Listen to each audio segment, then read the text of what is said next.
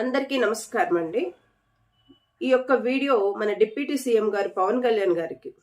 Sir Pawan Kalyan గారు కౌంటబిలిటీ గురించి మాట్లాడారు. మీరు కౌంటబిలిటీ అంటే టీడీపీ విన్ అవ్వడంలో ఆ కౌంటబిలిటీ గురించి నాకు ఒక అవగాహన ఉంది అంటే ఇప్పుడు కౌంటబిలిటీ గురించి మాట్లాడారు కాబట్టి నేను అడుగుతున్నా.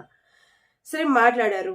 అందులో మీరు ఎలక్షన్స్కి వచ్చినప్పుడు కూటమికి సపోర్ట్ చేయండి, నన్ను గెలిపించండి, ఒక్కసారి నన్ను గెలిపించండి, నేనేంటో చూయిస్తా అనేసేసి చాలా చెప్పారు. చెగువీర ఆశయాలని, మదర్ తెరిసా ఆశయాలని, అలాగే శ్రీశ్రీ భావాలని తీసుకొని వచ్చి మీ స్టైల్లో మీరు చెప్పే విధానం కావచ్చు, పిడికిలి బిగించే విధానం కావచ్చు, చాలా వరకు మీరు చాలా చెప్పారు కదా. చాలా ఎలివేషన్స్ కూడా పరిచయం చేశారు జనాలకి.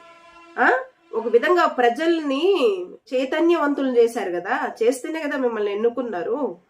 సరే, ఇప్పుడు ఏదైతే మీరు గతంలో అన్నారో అరాచకపు పాలన అనేసి, సరే ప్రజలు యాక్సెప్ట్ చేశారు, ఆ ప్రభుత్వాన్ని పక్కన పెట్టేశారే అనుకుందాం. ఇప్పుడు జగన్మోహన్ రెడ్డి గారు అనేది అక్కడ ఇష్యూ కాదు, పక్కన పెట్టేశారు, ప్రజలే పక్కన పెట్టేశారు కదా మీ మాట విని. ఇప్పుడు మీరు చేస్తున్న పాలన ఏంటి?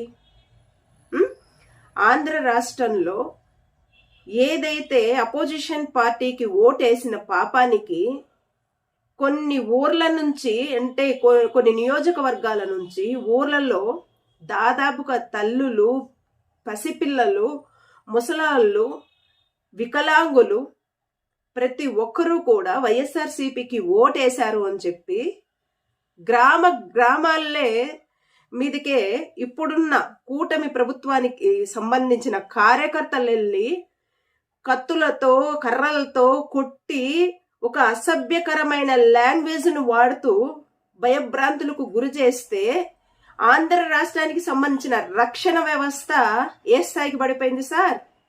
వాళ్ళని కాపాడాల్సింది పోయి ఆ రక్షణ వ్యవస్థ ఏమని చెప్తున్నారు? మీ ప్రాణాలు మీరు కాపాడుకోవాలంటే పక్క రాష్ట్రాలకు తరలి వెళ్ళిపోవాలి అని చెప్పి వాళ్ళని బలవంతంగా పక్క రాష్ట్రానికి పంపించేసేసి వాళ్ళకి అక్కడ అన్నం లేక, నీళ్లు లేక, చేసుకోవడానికి పని లేక, ఉండడానికి ఇల్లు లేక చెట్ల కింద కాపురం ఉంటున్నారే. మరి ఇంత అరాచక పాలనకు బాధ్యత మీరు వహిస్తున్నారా లేదా? ఈ ట్రోల్స్ ఆపేయండి. మీ యొక్క ఏమంటారంటే మీ యొక్క జనాలు ఏ విధంగా అయినా ట్రోల్ చేస్తారు. అంటే మానవత్వం చచ్చిపోయింది కాబట్టి ఇప్పుడు ఏ విధంగా చచ్చిపోయిందో ఈ యొక్క సీన్ చాలు. ఇప్పుడు అంతమంది వెళ్ళి పక్క రాష్ట్రంలో బిక్కుమని బతుకుతున్నారే, వాళ్ళు చేసిన క్రైమ్ ఏంటి అని అంటే ఓటు వేయడమా? భారత రాజ్యాంగము ఒక పౌరుడికి కల్పించిన హక్కు ఓటు, అది వేయడం తప్పు అనేసి ఆలోచనకి మీ యొక్క కార్యకర్తలు వెళ్తున్నారు అనంటే అదొక పెద్ద క్రైమ్ లాగా చూస్తున్నారు అనంటే మరి దీని మీద మీ స్పందన ఏంటో తెలియజేయాల్సిన అవసరం ఎంతైనా ఉంది ఖచ్చితంగా. అలాగే బడి పిల్లలు ఆకలి కేకలు అని చెప్పేసేసి మరి బడి పిల్లలు ఆ విధంగా ఆకలి కేకలు అనేసి ఆర్టికల్స్ వస్తున్నప్పుడు మీ ఆంధ్రజ్యోతిలోనే మీ నాడులోనే వస్తున్నప్పుడు నిత్యము జగన్మోహన్ రెడ్డి గారిని టార్గెట్ చేస్తున్నారే గాని దీని మీద మీ స్పందన ఉందా అంటే లేదు. వెళ్తారు సంతాప సభకు 12 కోట్లు ఖర్చు పెడతారు కావాలంటే, అంతే కదా మీరు చేస్తుంది. మీ యొక్క ఏదైతే పిఠాపురం పరిధిలో ఒక ఎంపీడీఓ మహిళకు గుడ్డలు ఇప్పి రోడ్డు మీద నిలబెడతాము అని చెప్పేసేసి ఏదైతే పచ్చిగా మాట్లాడుతూ బెదిరింపు కాల్సి వస్తే అవి ఏ విధంగా సోషల్ మీడియాలో చక్కర్లు కొడుతున్నాయో మీరు పిఠాపురంలో ఉన్నారు, మీ పరిధి నుంచి వచ్చిందే ఈ యొక్క దుశ్చర్య. మరి దీని మీద మీ స్పందన ఏంటి? అంటే జగన్మోహన్ రెడ్డి గారి కార్యకర్తలను వదిలేయండి. ఎందుకు అయ్యేడ వదలండి అంటే ఇప్పుడు మీరు చేస్తున్నారు కదా, వాళ్ళ మీద మీ అక్కసు మీ ద్వేషము ఉండొచ్చుగాక. అమాయకమైన ప్రజల మీద ఇటు ఓటేసినందుకు వాళ్ళేం చేశారు? జగన్మోహన్ రెడ్డి గారు ఏదైనా తప్పు చేస్తున్నా లేకపోతే కార్యకర్తలు తప్పు చేస్తున్నా ఇప్పుడు మీది కదా గవర్నమెంట్, చట్టపరమైన చర్యలు తీసుకోండి. కేసు జగన్మోహన్ రెడ్డి గారు తప్పు చేసినా లేకపోతే వాళ్ళ కార్యకర్తలు తప్పు చేసినా విధానపరంగా వెళ్ళి చట్టపరమైన శిక్షలు తీసుకోండి అని కూడా మేము చెప్తున్నాం. మరి ఈ ప్రజలు ఏం చేశారు? ఎందుకు ప్రజలంటే అంత ద్వేషము? దీని మీద మీరు స్పందించాలా వద్దా? బాధ్యత తీసుకోవాలా వద్దా? ఆమె చెప్పారు, హోమ్ మినిస్టర్ గారు, మాకు కక్ష సాధింపు చర్యలు ఉంటే డే 1 నుంచి మేము స్టార్ట్ చేసేటోళ్ళము అని. డే 1 నుంచి కాదమ్మా అనిత గారు, ఏదైతే 4వ తేదీ ఎన్నికలు రిజల్ట్ వస్తున్నప్పుడు లీడ్కి వచ్చిందో, టీడీపీ లీడ్లో ఉంది అని తెలుసుకున్న క్షణం నుంచి దాళ్లు స్టార్ట్ అయ్యాయి. ఊర్లు వదిలి పక్క రాష్ట్రాలకు వెళ్ళి బతుకుతుంటే మరి పాపం ఇక్కడ దిశ చట్టాలన్నీ క్లోజ్ చేసేసాం, ఈ బిల్డింగ్లు కూడా అమ్మేశారేమో అనేసి స్టేట్మెంట్ల కోసం ప్రజలు మిమ్మల్ని ఎన్నుకొని మీకు ఒక బాధ్యత గల పదవిలో కూర్చోబెట్టాలా? అపోజిషన్ పార్టీ వాడైనా ఎవరైనా కావచ్చు, పాలన సమానంగా ఉండాలి. జగన్మోహన్ రెడ్డి గారు నా ఎస్టీ, నా బీసీ, నా మైనారిటీ అంటూ ఆయన అందరికీ కూడా పథకాలు అందించారు. కులం చూడం, ప్రాంతం చూడం, మతం చూడమని. ఏది మీ యొక్క ఏ కార్యకర్తకు అందలేదో ఈ సంక్షేమ పథకాలు కానీ ఏదైనా కావచ్చు, ఒక్క దగ్గర చెప్పించండి. మరి ఆ పాలన మీరెందుకు అమలు చేయలేకపోతున్నారు? ఎవరిది ఇక్కడ విధ్వంస పాలన? నిన్న చూసాం రీసెంట్గా, నిన్న ఏదైతే చిన్న వ్యాపారస్తుల మీద అక్రమంగా వాళ్ళ యొక్క దుకాణాలు కూల్చేస్తూ పడదోస్తూ ఏమి అంటే కబ్జా చేసేసారంట, రోడ్లను ఆక్రమించేశారంట చిరు వ్యాపారస్తులు. ఇంకా దారుణం ఏంటి అంటే, ఒక ఆయన పెద్ద ఆయన బండి మీద పెట్టుకొని అమ్ముతుంటే కొక్లైన్ పెట్టి బండిని 2 ముక్కలుగా కొట్టేసి పాడేశారు. ఒక్క మాట చెప్పుంటే ఆయన అక్కడి నుంచి తీసేశారు కదా. దిన కూలి. ఆయన అప్పు చేశాడా లేకపోతే మరి ఏం చేసి ఆయన పెట్టుబడి పెట్టుకున్నాడో ఆ బండి మీద తెలవదు. కానీ వాళ్ళు ఆశించేది ఎంత?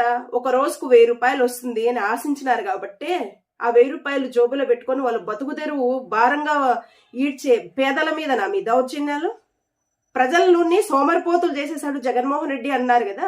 మరి ప్రజల్ని సోమరిపోతులు చేసేస్తుంటే ఇన్ని చిరు వ్యాపారాలు ఈ బండ్ల మీద పేదవాళ్ళు వ్యాపారం చేస్తూ వాళ్ళ బతుకు జీవనాన్ని ఎలా కొనసాగిస్తుంటే వాళ్ళ మీద మీరు దాడి చేస్తున్నారు. ఇది మీకు అర్థం కాలేదా? ఇది అరాచక పాలన అని మీకు అర్థం కాలేదా? కానిస్టేబుల్ కొడుకు నేను చెప్పుకుంటారు. మరి కానిస్టేబుల్ కొడుక్కి పోలీసు వృత్తి విధానాలు ఎలా ఉంటాయో తెలియని కావు కదా.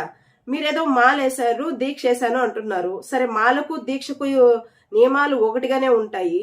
మరి మీ దగ్గరకు వచ్చేటప్పటికి ఏమన్నా నియమాలు మారుతాయేమో మాకు తెలీదు. మీరు మాలలో ఉన్నా దీక్షలో ఉన్నా చెప్పులు వేసుకొని మీరు తిరగచ్చు. ఎందుకనంటే మీరు ఒక గౌరవమైన పదవిలో ఉన్నారు కాబట్టి. అదే ఒక సిఐనో మరి ఎస్ఐ గారు బూట్ కాల్తో వచ్చేసారంట మీ ఛాంబర్కి బూట్లు వేసుకొని. దానికి ఇమీడియట్ గా మీరు డిఎస్పీ గారికి ఫోన్ చేసేసేసి ఆయన మీద యాక్షన్ తీసుకున్నారు. బూట్లు వేసుకొని వచ్చేసాడు అనేసి యాక్షన్ తీసుకున్నారు. సరే, ఆయన ఏ టెన్షన్ లో ఉండి వచ్చారో ఏంటో నాకు తెలీదు. ఒకవేళ ఆయన తప్పే కావచ్చు.